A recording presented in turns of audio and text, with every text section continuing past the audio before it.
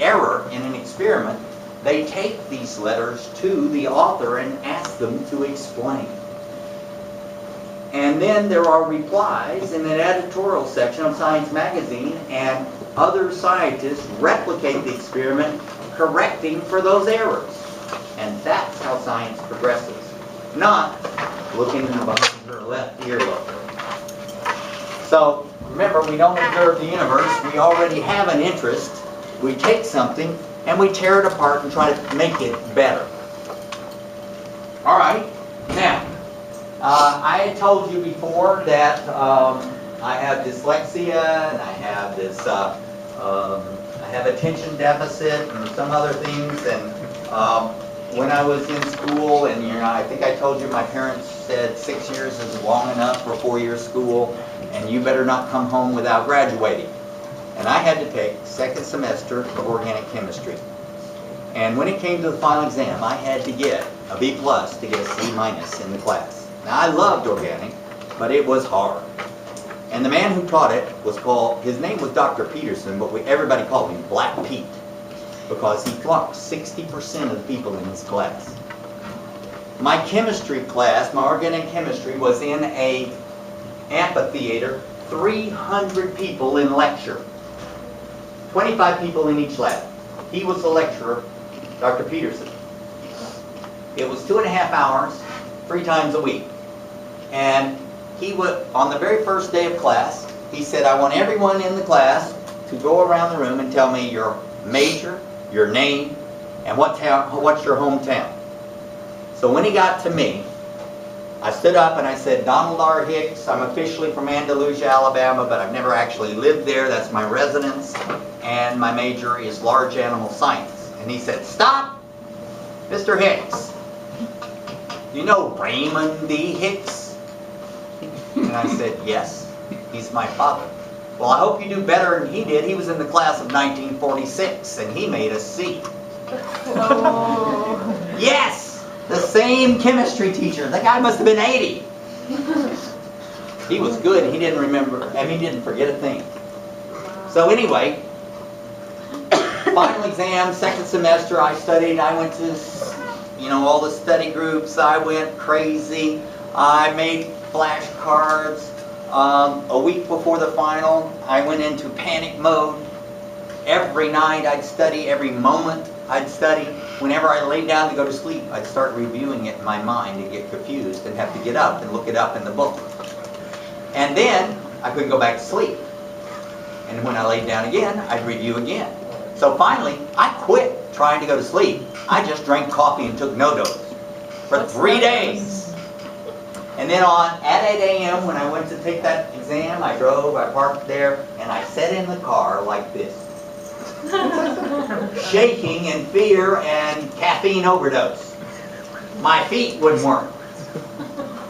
I went into the final 30 minutes late. He gave me that look they always give you when you come in late. Gave me a paper, told me the directions, and he's walking around for cheaters, looking. And he comes up behind me and he touches me on the shoulder and he says, son, remember this is Alabama, are you on drugs? And I said, no, sir. He said, well, you're shaking all over, and there are 4 blanks for the first 4 questions, and you've written them all on top of each other on the first blank. What's wrong with you? And I said, well, I haven't slept in 3 days, and I think I've had about 100 cups of coffee, or maybe 50 pots. And he said, if he had done this, I would not have gotten my BS. I would have had to go another semester, and I don't even know if I could have gone another semester. My parents weren't going to be helpful at all. And you know what he did? He looked at me and he said, son, you got to promise me you'll go home and go to bed, and you better not have a drop of coffee. You come back Saturday morning at 9 a.m. when I'm grading the rest of these final exams, you can sit over in the corner and take it. I did. I made a B+. Everything's fine. By the way, I wore my orange Auburn shirt, 1957. My dad got it when they got the national championship. And you know what? From then on, every final exam, all the way through graduate school, guess what I wore? My orange Auburn shirt. That thing had to be sewn together. I still got it, just in case I need a blood test. I want to study the night before. And I'll wear my... I know, I'm crazy. Whenever there's a test, I study, even if they say it's a blood test. You know, I think maybe I can change something. But anyway, so what I'm trying to bring out is, my hypothesis is that students under a lot of stress should not have a lot of caffeine in their system. I'm going to do an experiment, and we're going to go through this with that experiment. In fact, I may even do it with you. During the whole term, I'll probably give you really hard tests, harder than this last one you had. That was, y'all did way too good. I'm going to have to make it twice as hard as you. No, I'm just kidding. No. You're the best group ever, and I'm really proud. And I know you did it by hard work, because I remember the 300 emails per day. But anyway, let's say that I made really hard tests, and one person had an A, and 2 people had a B, and everybody else had C, D's, and F's. And then the day before, when I had scheduled a final exam review, I put a note on the door. Dr. Hicks is an idiot. He lost all your grade sheets in a horrible computer crash last night. Not only that, he lost all the questions he said he was going to give you on the final exam, the most missed questions. So he decided to make up all new questions. From the first day of class to the last, 200 new questions. Whatever you make is what you'll get in the class. Have a nice day. No idiot would not do that. But anyway, let's say I did that. Now the people with F's would be going, yeah! Because with an F, even if they made an A, they'd still get a D in the class. The people with A's, with B's, would go, everybody knows it, back up. Alright? And so, you come in to take this all new test. Everybody's under stress, You've been trying to read the whole book all over again. 18 chapters. You don't know where it's going to come from. And there I have cups of Starbucks. And I said, well, I felt so bad about it, I bought everybody Starbucks, and you can have, I did put a little sweetener in everybody. Sorry, I don't know if you like sugar or not, but I didn't put much. And you have to drink the Starbucks before I'll give you the final. And so everybody drinks it. Some of you will get triple shot espresso, and the others will get triple shot decaf. You won't know which one's got the decaf and which one's got the caffeinated Starbucks. Supposedly, even though my mother says she can tell, I can't tell decaf from caffeinated coffee. She says she can. But anyway, supposedly, you shouldn't be able to tell. All right, so what would be my hypothesis? That's the positive statement about what I think is going on. People with caffeine in their system do better or worse? Worse. Isn't that what I think? When you've been drinking 17 pots of coffee, you're too nervous to think, and you're shaking all over, you're going to do worse. That's my hypothesis. Now, so it doesn't have to be positive, right? It could be a negative thing too. You could, but it's I got to tell you how we normally do it first. All right. So you would always state your hypothesis is your idea of what's happening. Your idea of what's happening. And when you want to start an experiment, you're looking for causality. The way you start is correlation. Who can tell me what correlation is? The link between two things? When two or more things happen at the same time, they're correlated. Usually one of them is causal as well as correlation. Remember when I wore that orange shirt? Was that causal or correlational? It's correlational. Just correlational. There was no basis in fact that the orange shirt caused me to do better on final exams. What probably made the difference was the studying and not being high on coffee. Alright, so anyway, the hypothesis is that caffeine will cause students under stress to do worse than the same person with the same amount of studying and the same amount of rest that doesn't have caffeine in their system. That's the experiment I'm trying to run. Now, let's talk about, see those two? Notice how they're sitting right across from, yeah, that's you and him. Yeah. sitting right across from each other. I noticed they keep doing this every once in a while. And I saw them coming out of Motel 6. Yep. She was doing what most beautiful girls do after a shower, you know. And he was pulling over a t-shirt over his head. Now, I'm sure they were studying science, probably anatomy.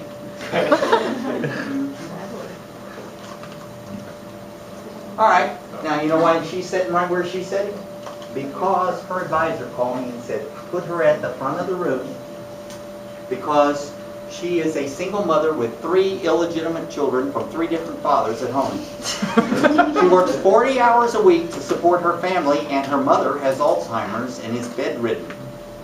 She volunteers at Cedars-Sinai on Saturday, and on Sunday she works at the soup kitchen in Catholic Charities downtown. This is her last class before nursing school. She's made A's and everything else. But if she screws up in micro, she won't get in, and there's a lot of people depending on her for their survival.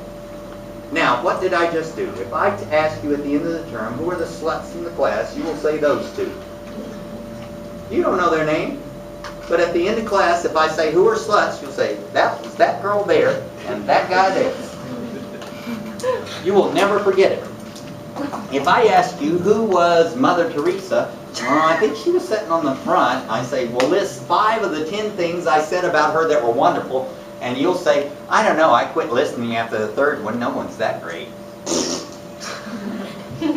You see, what is its second part of goal of science? To convince the public.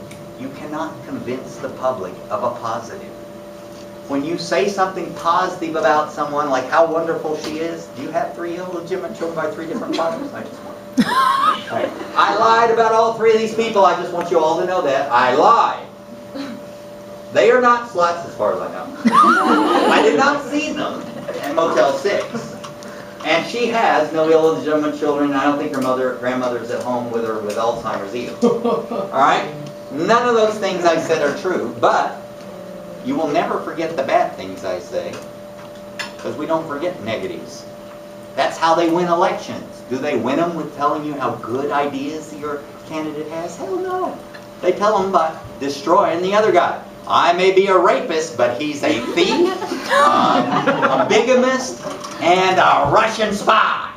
You know?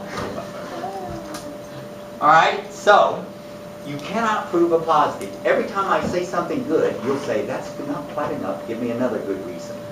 And I'll give you another one, and you'll say, no, that's not good enough either. And then after a while, you'll say, no, nobody's that good. It's just, you cannot convince the public of a positive. And you can't prove that 2 things are the same in mathematics.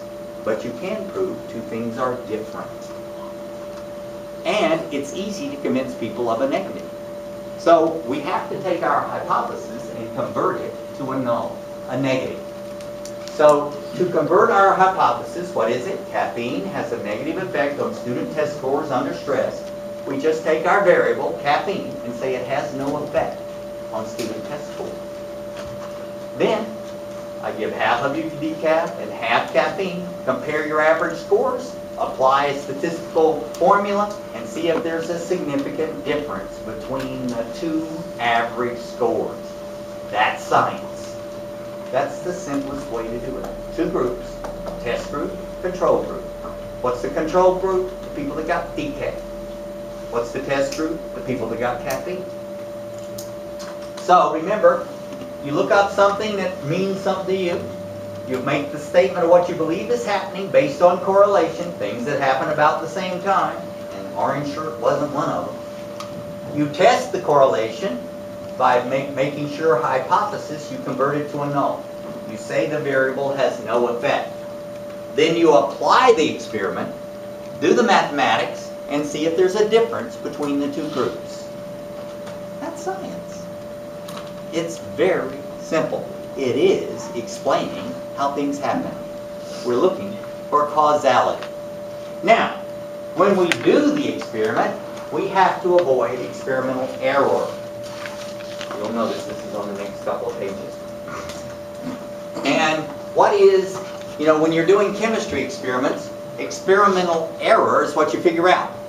I don't know if you do it here, but when I was at Auburn, every time we did an organic chemistry experiment, we had to figure out what our experimental error was, and if our answer was within that, then it wasn't any good.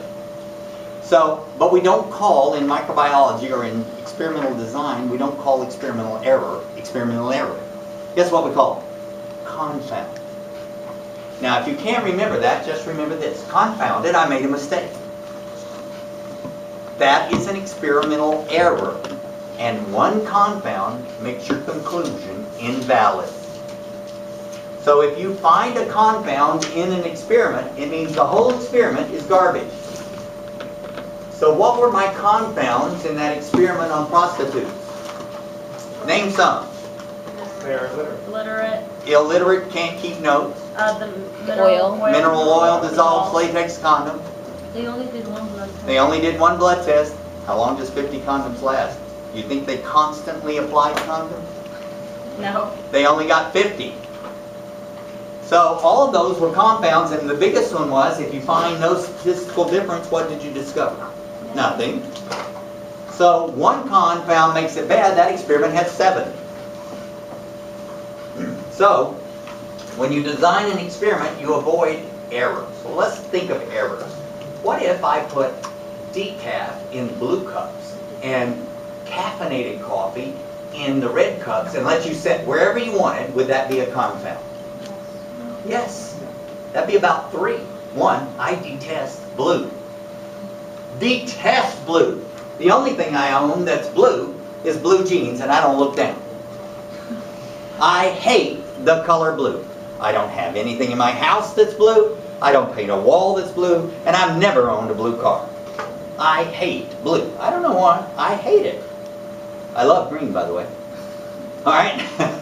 So, anyway, if that was me taking that, what cup would I avoid? The blue one. Also, personality traits. Aggressive people will pick bright colors. Passive people will pick pastels.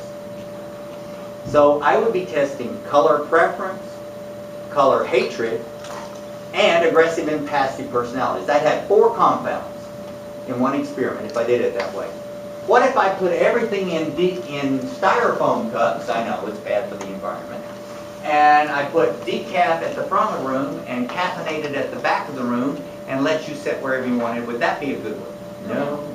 It's a facet of your twisted, sick personality where you choose to sit in the room. Some people that don't like to be involved in life will sit as far away from me as possible if given a choice. So that would be a confound. What if I gave the girls decaf and the boys caffeine? Would that be a good experiment? No. Not unless I'm testing boys versus girls. Did you know that boys and girls are different? Look. Did you know that of all the living things on earth, we are the most dimorphic of species? We are so different, men and women are so different that there is a serious consideration that we might even be different species. You know, this whole thing of men are from Mars, women are from Venus. Which, by the way, is the stronger? Women. Women, by over 7 times. Why? They handle stress better, they multitask better, they handle disease better, they handle pain better, they handle everything better than men except lifting, and my trainer can lift more than any guy in here. And she's a girl. So girls let us think we're running things while they pull the strings. And remember who owns the wealth in the United States? Old women. You know why? They marry a couple of them, kill them all, give a gigolo, don't give him anything, and run it all. They keep the wealth. So yeah, you know, the Israelis, that's why in the beginning of Israel, they put women on the front line. They're vicious. They'll do anything to protect their family. And then they discovered something. They also won't take orders if they think that their family's threatened. So when they said, fall back, they go, hell no, and they keep going. And if it's these people surrendering, they say, let them surrender, and they go, bah, bah, bah, bah, bah, bah. Now they're surrendered. Women are incredible. And so they are very different. So unless that's what you're testing, you can't do that. So all of those things are confounds. How would you, if all of these things are confounds, how would you design an experiment to avoid any confound? And it's actually a very simple solution. Randomization. If you assign everybody a number and let a computer decide who's in which group, test group or control, the confounds will equal each other out on both sides of the experiment and cancel each other out. Isn't that amazing? Cool. All right, so anyway, as we move through this, remember that all experiments start with looking at correlation. What is correlation? When two or more things happen at the same time, you test each one to find which one causes the action. Like if I was from Mars, a lot of you think I am, and I appeared here in my saucer over Melrose in Vermont, I would say, I don't think people have independent action, because here they go in one direction, then it stops and one car runs through, and then it goes in the other direction, and then it stops and one car goes through, and then it goes back this way. I wonder what causes that. And so I would look and observe, and I would say, first of all, it's the corner of the blind center. And there's a little thing that goes beep, beep, beep, beep, when they're supposed to walk across, and beep, beep, beep, beep, beep, when they're not. Then there's a light, and it has a certain time. And then there's people that are seeing a light and reacting by pressing a brake or an accelerator. So I would have to test all those correlations. So I would put the little beeper on beep, beep, beep, beep, beep, beep, all the time in all directions, and what would happen? A bunch of dead blind people. And what if I put the red light on 30 minutes and the green on 30 seconds? What would happen? People would eventually, you're taught, ignore the red light if it's not working. What if I rearranged it? What if I put the red on bottom and the green on light on top? What would happen? A whole bunch of accidents, because a lot of men are red-green colorblind. They don't know which color's on. They only know which one's on. So all of those things you would test, and you would eventually realize that the only causal one was when the red one's on and people see it, at that position they will react by pressing the brake. Except for the few people that stomp it and go through it, and that's just in LA. Alright, so remember, you look first at correlation and you test each one for causality. And you set up your experiment, and you first start with your idea, called a hypothesis, a positive statement. But positive statements are impossible to prove and convince the public, so you have to convert your hypothesis to what? A null. Be able to make a null. If I give you a hypothesis, you must be able to tell me what the null is. If I say green light increases sugar production in green plants, green wavelengths of light, then you should be able to tell me that green light has no effect on sugar production in green plants. Alright? And then you design the experiment properly, and the smallest experiment can have two groups, a test group which gets the variable, and a control group that receives something that looks like, tastes like, and appears in every way like the variable, but it isn't, called the placebo. Now for years, we didn't have a placebo in an experiment. And one of the first times that we had a placebo was when Tylenol came out. Now what do you know about Tylenol? What have you heard your whole life? It's water. No. It's safe and effective. We use it in hospitals because it's safe and effective. Now, why don't we use aspirin? Because if you give aspirin to children with viruses, you can get a neurological damage called Ray's syndrome that is permanent forever. So they give Tylenol. Now, the sad thing is, the #1 cause of accidental poisoning in the world is Tylenol. The #1 cause of liver transplant in the world is Tylenol, or acetaminophen toxicity. Why? When I was sick last week, I went out and I got Sinex nasal spray. I got Sinead for the sinus. I got Robitussin DM for coughing, and I got NyQuil so I could sleep. If you look at every one of those labels, they have acetaminophen. And at 1 gram, It's liver toxic. You were high. Huh? You were faded. Yeah, well, yeah, near death too. Because everything over the counter has acetaminophen in it because people think it's safe. And so we take many things at once because we feel so bad, we don't realize, we don't read the ingredients. Well, anyway, when they first came out with it, all they had over the counter was aspirin. And so they did a study at USC on people with mild migraine. Now I know aspirin doesn't do much for a migraine. But anyway, they recruited people with migraines that had constant migraines or, regular migraines. Room and tell me your major, your name, and what's your hometown. So when he got to me, I stood up and I said, Donald R. Hicks, I'm officially from Andalusia, Alabama, but I've never actually lived there. That's my residence. And my major is large animal science. And he said, stop, Mr. Hicks. You know Raymond D. Hicks? And I said, yes, he's my father. Well, I hope you do better than he did. He was in the class of 1946, and he made a C. Oh. Yes! The same chemistry teacher. The guy must have been 80. He was good. He didn't remember, he didn't forget a thing. So anyway, final exam, second semester, I studied. I went to, all the study groups. I went, gave me a paper, told me the directions, and he's walking around for cheaters, looking. And he comes up behind me and he touches me on the shoulder and he said, son, remember this is Alabama, are you on drugs? And I said, no, sir. He said, well, you're shaking all over, and there are 4 blanks for the first 4 questions, and you've written them all on top of each other on the first blank. What's wrong with you? And I said, well, I haven't slept in 3 days, and I think I've had about 100 cups of coffee, or maybe 50 pots.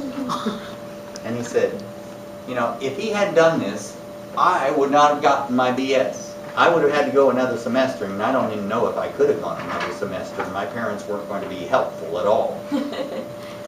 Error in an experiment, they take these letters to the author and ask them to explain.